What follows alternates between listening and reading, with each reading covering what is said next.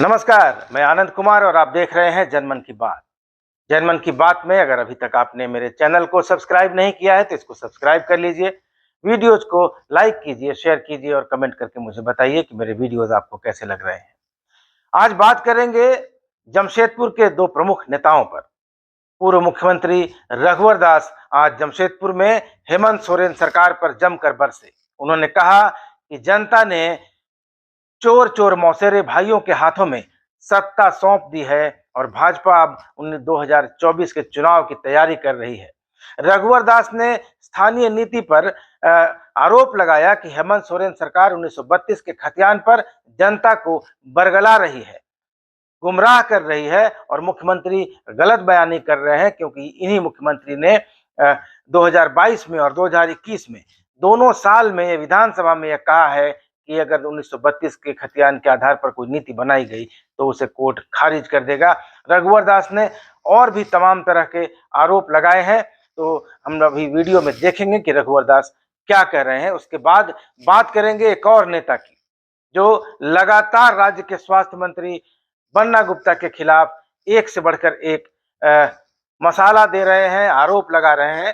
तो पहले रघुवर दास का वीडियो सुनेंगे, उसके बाद करेंगे सरयू राय की बात, जिन्होंने कल स्वास्थ्य विभाग में 150 करोड़ के दवा घोटाले का आरोप लगाया था।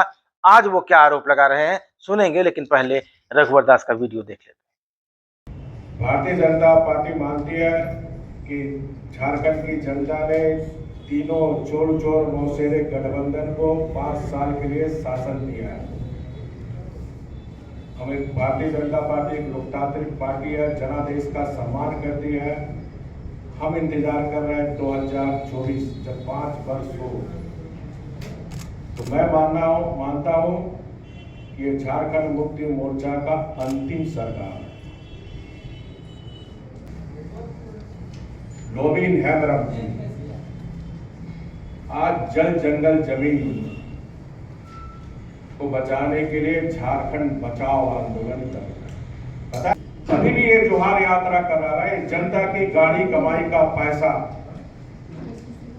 कौन जलता जा रहा, वहां झारखंड मुक्ति मोर्चा सरकारी पैसे पर ढोया जा रहा। आपने ही समाचार पत्र में पढ़ा, पटंदा से हमारी 600 बच्चियों को 6 घंटा इंतजार करना पड़ा। हमने मुख्यमंत्री 21 फरवरी 2021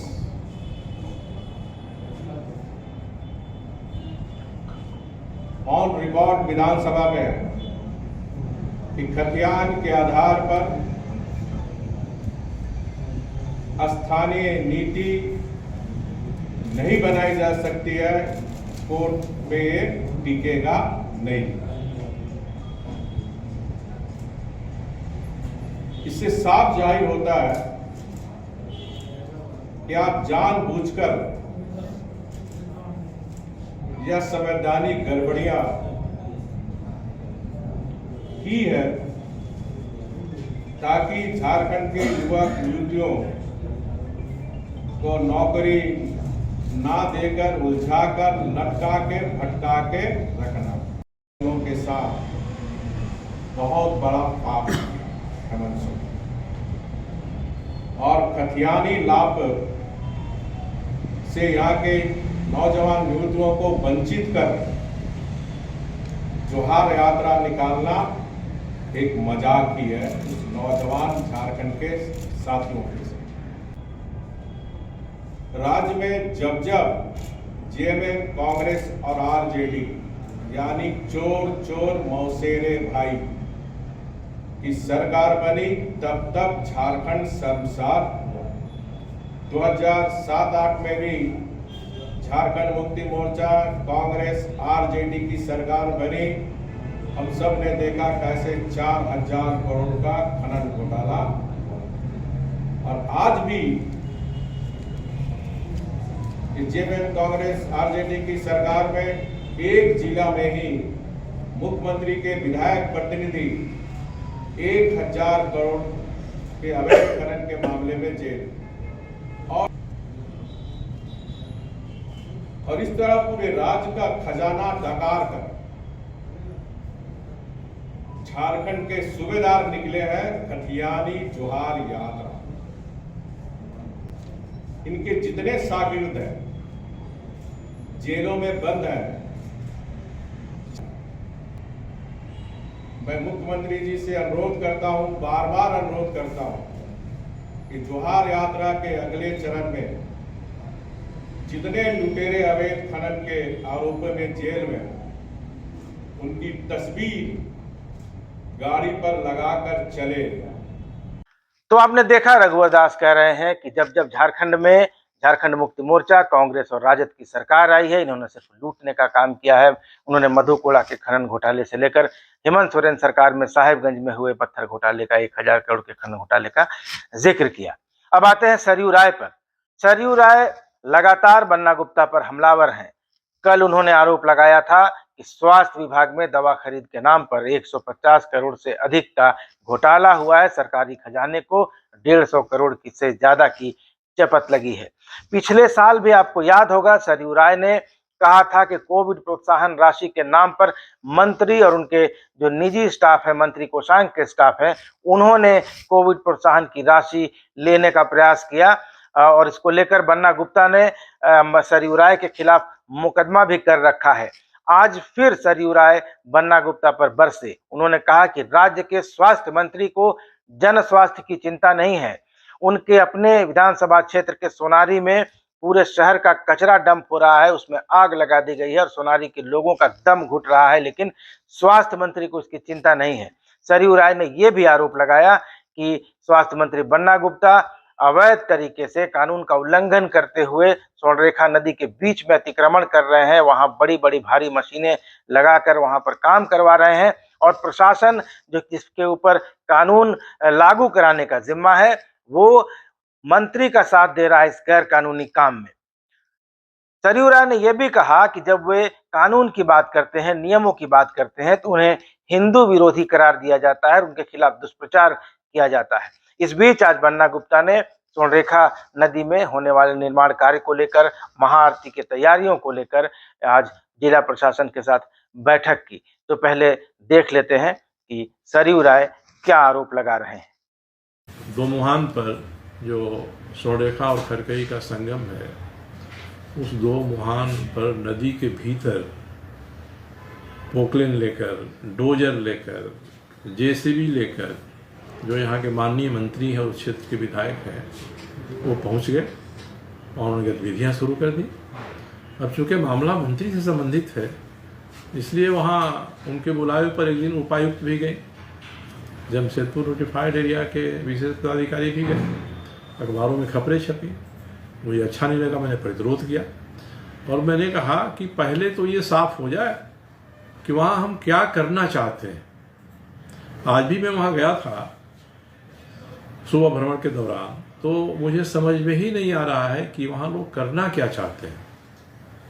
वहाँ पर बालू और पत्थर को बराबर समतल करके गड्ढों को भर दिया गया है और जो नदी के किनारे मरीन ड्राइव रोड है, उसके किनारे पर नीचे में जो पेड़ लगे हैं, कम से कम 15-20 पेड़ काट दिए गए। तो मैंने यही पूछा उपायुक्त से भी, जेएनएससी के विशेष पदाधिकारी से भी, कि भाई वहाँ काम क्या हो रहा है कि आप लोगों ने जाकर वहाँ हाजिरी दिया। वहाँ तो माननीय मंत्री जी का दरबार लगा रहता है और शहर के कुछ प्रतिष्ठित धनवान व्यक्ति हैं, उनको बुलाकर भी कहा जा रहा है कि साहब इसमें योगदान दीजिए।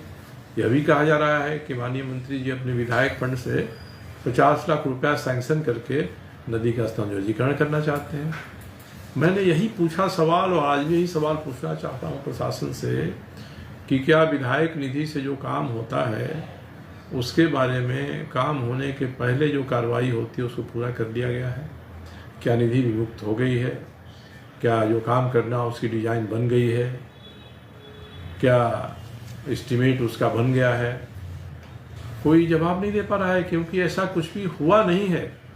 ऐसा कुछ हुआ नहीं और साहब आप आधा दर्जन पोकलेन और डोजर और जेसीबी लेके नदी में पहुंच गए, नदी को कोड़ने लगे, एक तरफ की मिट्टी और बालू और गिट्टी दूसरी तरफ हटाने लगे और जिनको रोकना चाहिए इसके हिसाब से वे वहां जाकर हाजिरी दे रहे हैं।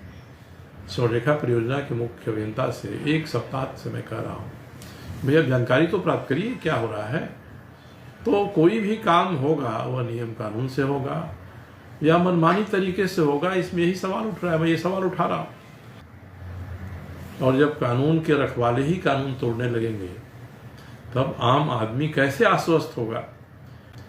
मैं चाहता हूँ कि अगर माननीय मंत्री जी जो स्वास्थ्य मंत्री हैं, उनको ये चिंता नहीं है कि एक स्वास्थ्य मंत्री की हैसियत से वे आम जनता, खास करके उनके विधानसभा क्षेत्र के जनता के स्वास्थ्य की चिंता करें, ये उनका जो दायित्व है पूरा नहीं कर रहे हैं। क्योंकि बड़े क्षेत्र में डंपिंग हुई है, आग लगी है, धुआं निकल रहा है, लोगों का स्वास्थ्य खराब हो रहा है, लोगों का जीना मुहाल है। और स्वास्थ्य मंत्री जी उसी के 100 मीटर के भीतर में नदी के पेट में पोकलेन दौड़ा रहे हैं, पेट फाड़ रहे हैं उसका, नदी का, वहाँ डोजर डाल रहे हैं, वहाँ जेसीबी डाल रहे हैं। आखिर जन स्वास्थ्य की चिंता कौन करेगा। एक तरफ आप जन स्वास्थ्य की चिंता नहीं कर रहे हैं और दूसरी तरफ कानून के विपरीत आचरण आप कर रहे हैं। ऐसे में सवाल ही उठता है कि ऐसे व्यक्ति को मंत्री पद पर रहने का नैतिक अधिकार है कि नहीं है। ये हमारे जो मुख्यमंत्री हैं, जिनको परसों आए थे तो अखबारों में खबर निकली कि 10 बजे रात में मुख्यमंत्री ने मुआयना किया वहाँ का साहब। तो मैंने तो मुख्यमंत्री से कल कहा था कि आप क्या मुआयना किया। उन्होंने कहा कि अंधेरे में मुझे कुछ दिखाई नहीं पड़ा, मुझे ज़बरदस्ती 2 मिनट के लिए वहाँ रोका गया था, आग्रह करके रोका गया था। तो अब तो उनके ध्यान में आ गई है बात। और इससे भी आगे बढ़कर कहा जा रहा है कि आरती करानी है वहाँ, तो ये हिंदू धर्म का काम है और मेरे जैसा व्यक्ति हिंदू धर्म के विपरीत आचरण कर रहा है, ये मुझसे कहा जा रहा है। और 8-10 नौजवानों को गले में भगवा गमछा डाल के और आगे पीछे घुमाया जा रहा है, कहा जा रहा है मैं हिंदू का काम कर रहा हूँ। हिंदू का काम हो, मुसलमान का काम हो, सबके काम के लिए कानून ने सीमा और मर्यादा तय किया है। मैं तो अभी सवाल उठाता हूँ और उठाया हूँ यहाँ पर कि शहर में ऐसे लोगों की बहुतायत होते जा रही है जो धर्म के नाम पर जमीन कब्जा करते हैं, मंदिर मूर्ति बैठाते हैं, चंदा करते हैं और उससे जो पैसा आता है उसको सूद पर लगाते हैं। और सूद पर पैसा लगाने के बाद ये हिंदू ध्वजधारी के नाम से प्रसिद्ध जो लोग हैं, ये लोग साहब पैसा वसूलने के लिए कितना दबाव डालते हैं, कितनी गंदी भाषा का इस्तेमाल करते हैं। इसका ऑडियो टेप मैंने यहाँ के सीनियर एसपी को भी दिया है। सब ये जमशेदपुर स्टील सिटी नहीं होके इरेगुलरिटी सिटी बनते जा रहा है।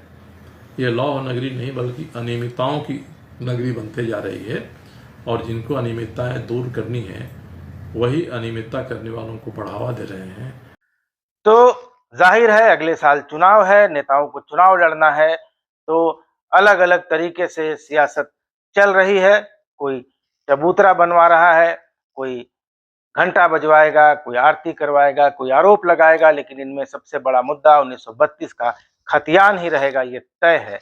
और लेकिन इन सब के बीच में फंसे हैं वो लाखों छात्र, वो लाखों झारखंडी आदिवासी मूलवासी युवा जो नौकरियों के इंतजार में टकटकी लगाए बैठे हैं कि कब सरकार एक स्थायी नियोजन नीति लेकर आती है और उनकी तपस्या, उनकी साधना, उनकी पढ़ाई, उनके घर वालों का जो इन्वेस्टमेंट है उनकी पढ़ाई के पीछे, और वो जो इंतजार है जो अंतहीन नजर आ रहा है, वो कब खत्म होगा, ये देखना है। ये युवाओं की आंखों का ये सवाल सरकार कब देखती है और कब पूरा करती है। बने रहिए मेरे यानी आनंद कुमार के साथ और हम करते रहेंगे जनमन की बात। धन्यवाद, नमस्कार।